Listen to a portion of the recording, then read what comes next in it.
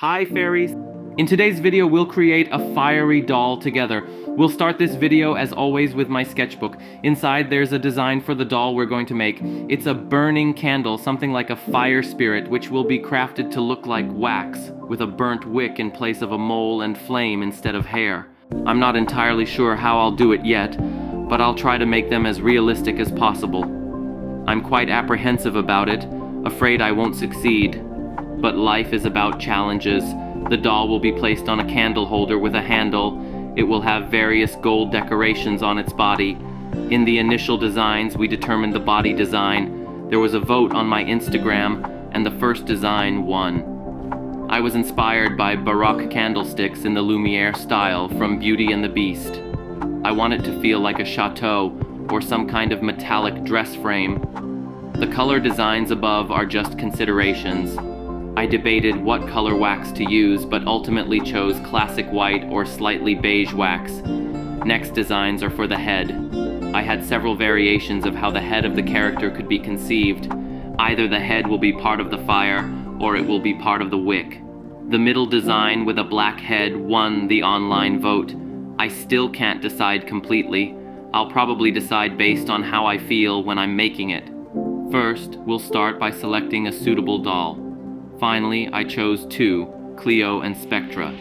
I can't decide on the shape of the face, so we'll work on both. We'll use Cleo for the body. We'll start by cleaning the heads and later put them in a bath.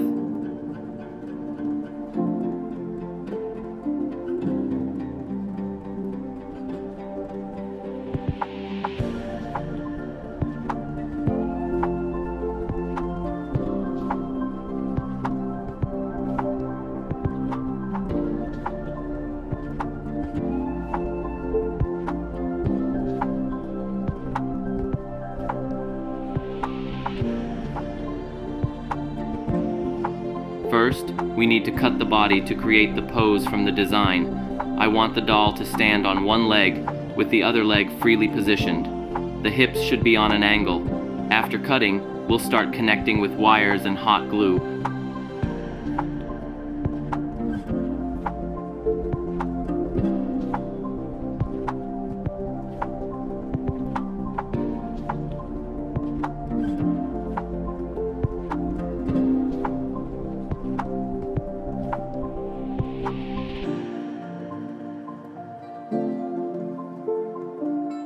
When gluing the legs, I need to make sure one hip joint is higher than the other.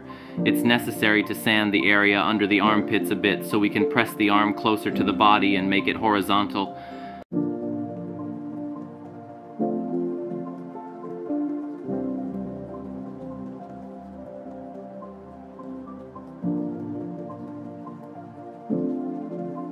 Now I can place the doll on the stand and create the base for the legs. Now I realize I don't need to model the dripping wax. They can be beautifully and simply created with hot glue.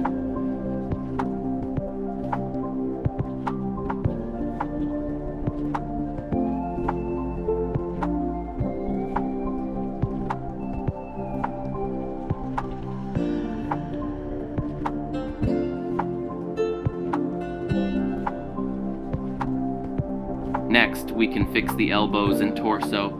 Oh, it's nothing special.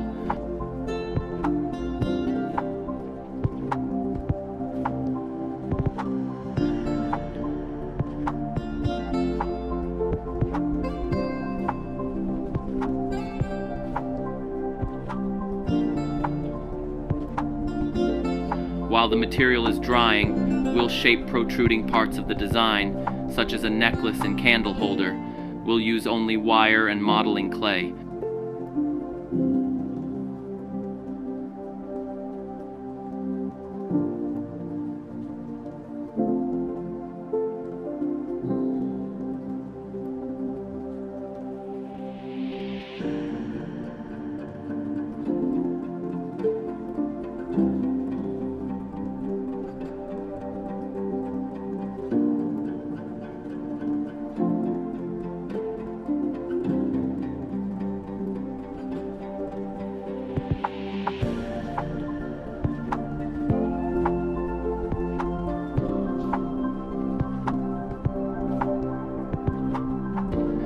after the torso hardens, I'll also model the area between the legs to make the character look dressed.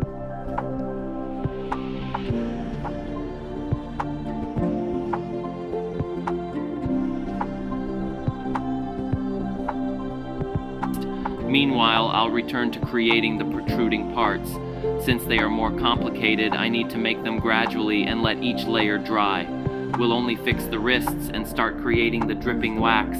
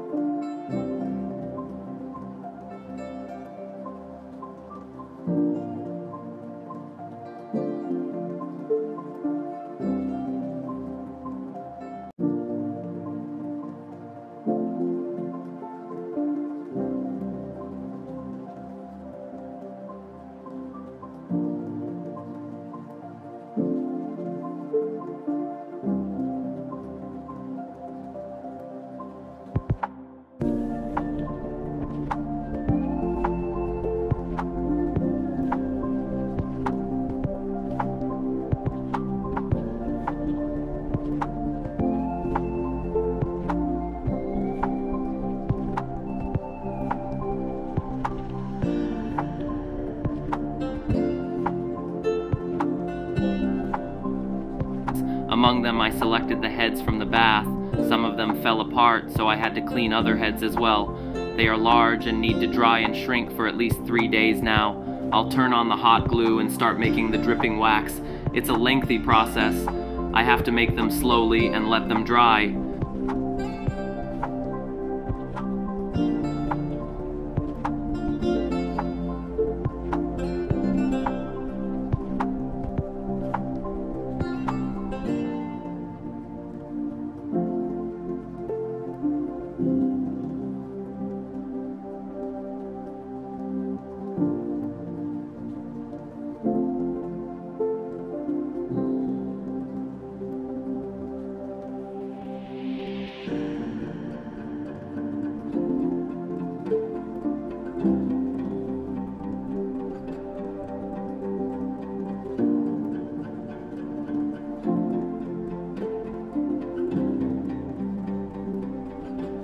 We'll start by sanding all the parts between the plastic, epoxy sculpt, and hot glue material.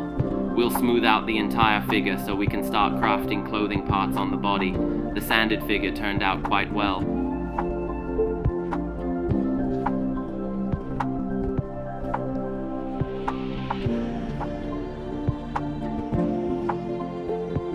I'll apply acrylic water-based paint as usual to identify where it's uneven.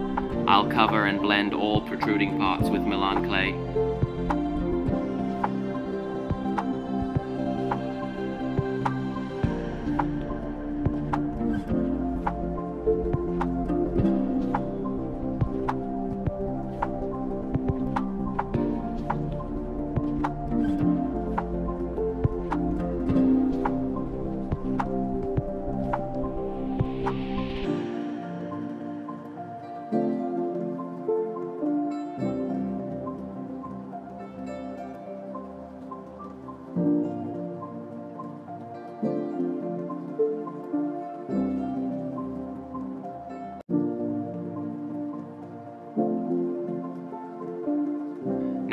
I'll finish the protruding parts to their final form on the shoulders and torso while the whole figure is drying.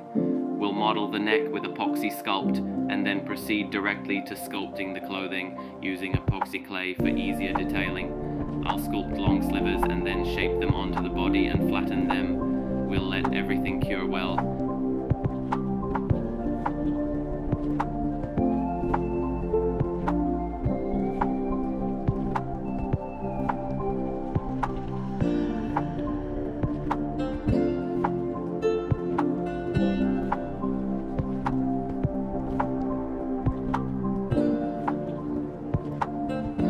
Meantime, I'd like to try an experiment with the head. I'm going to attempt to change the head model to make it more similar to the one I designed. So I'll add cheeks and a forehead to round its shape. leave some material at the corners of the mouth to draw them higher. I'll also sculpt the ears to make them large and protruding as in the design, and again let them cure. I'm gonna try making flames. We'll make them from leftover material from another doll. The material is called Warbler Transpa Art. We'll draw the shape with a Centropen pen and cut it out. We'll finish the head.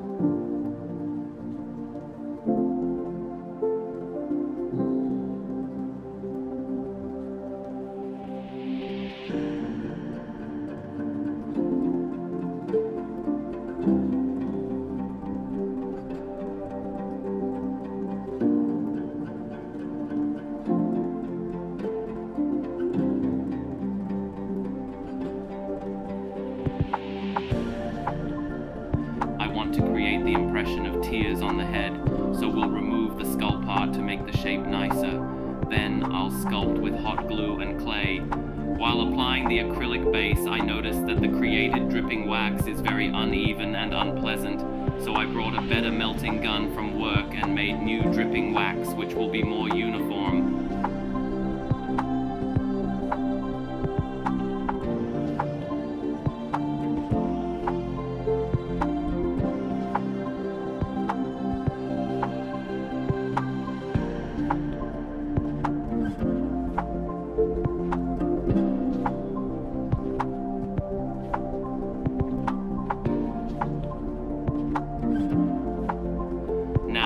Finish the final details on the clothing using another material because they are even finer.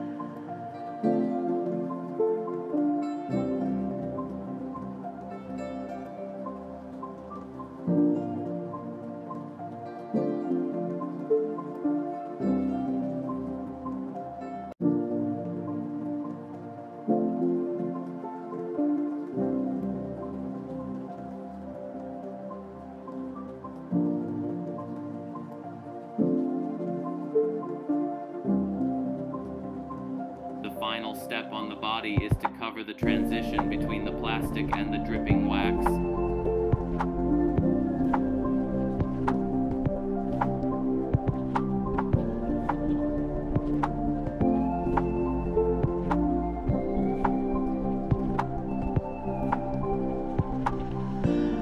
Finally, we can glue the joints on the hands and then cover them.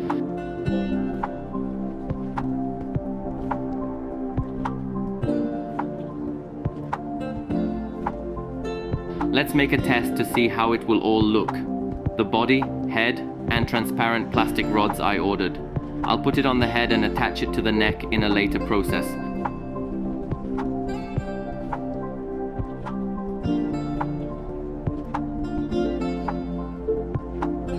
I'll unwrap the rod and start cutting it. It's time to finish the final details on the body and attach the front stand.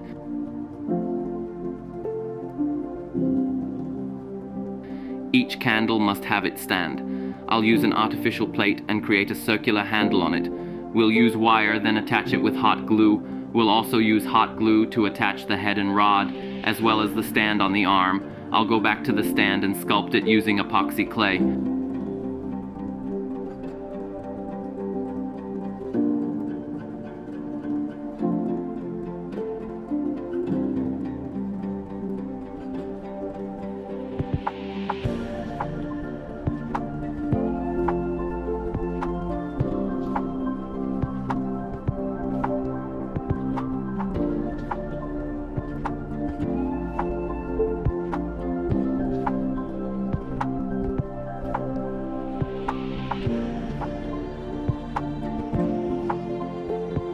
Finally, I'll finish the modeling process and start painting.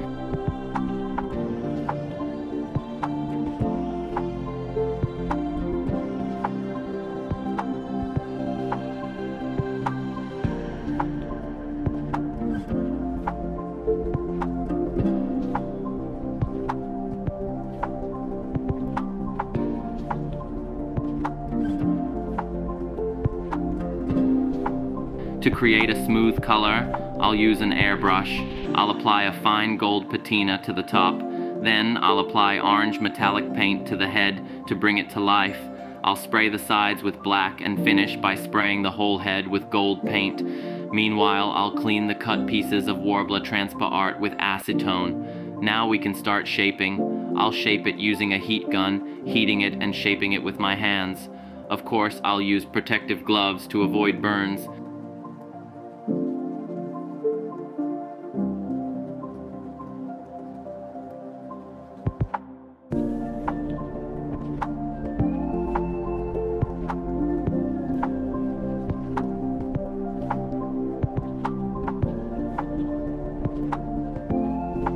I'll start painting the candle holder with gold paint. Since I'm using paint and not spray, I'll need to apply at least 5 layers. I'll continue by painting gold accents on the doll's body.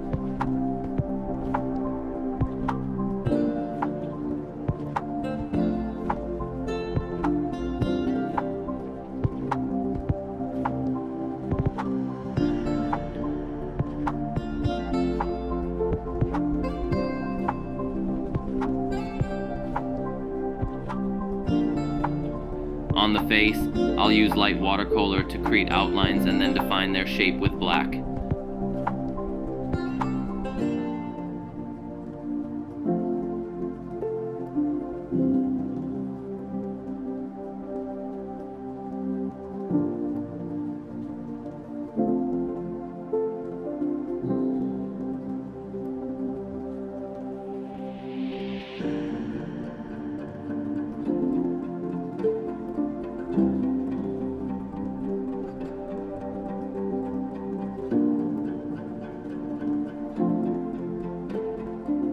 I'll draw all the details like eyebrows and stars and then start shading with pastels. I'll highlight the inside of the E's with acrylic paint.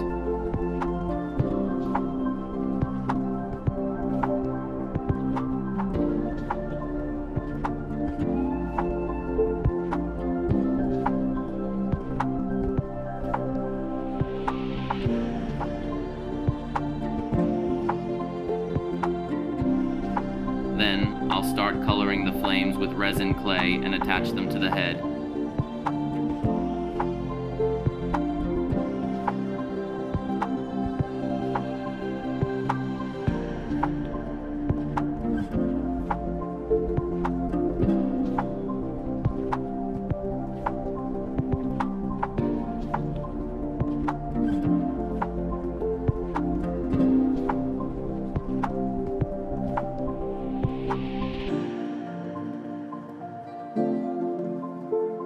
Then, as I thought I was done, the resin dripped onto the face, so I tried to fix it by pouring resin over the entire face, but then it was too shiny, so I sprayed it with a matte lacquer. Oh, it was bad. Then the spray started peeling, so I tried to remove it with acetone, and the whole head came off. It was a disaster. I almost cried. In the end, I had to repaint everything and start over. Finally, I redid the face and attached all the hair. Now, we'll start painting the flames with colored resin. We'll apply red-orange color to the edges and yellow to the center.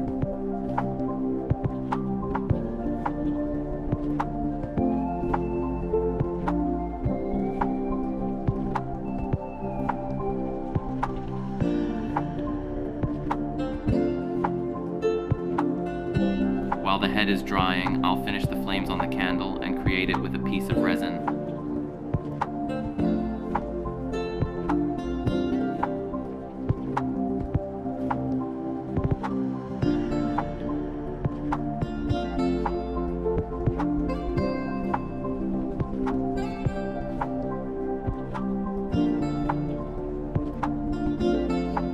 Now, we just need to attach the body to the stand.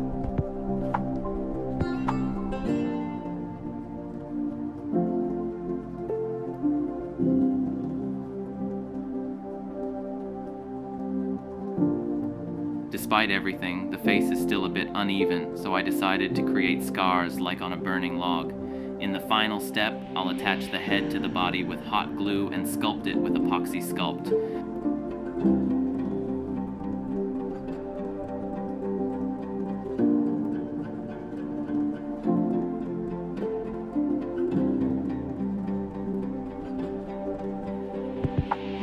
To better fix the body on the stand, I'll glue the bottom part of the body with hot glue and paint over it after it cools down. I'll add some detail to the head and smooth out the newly modeled wick.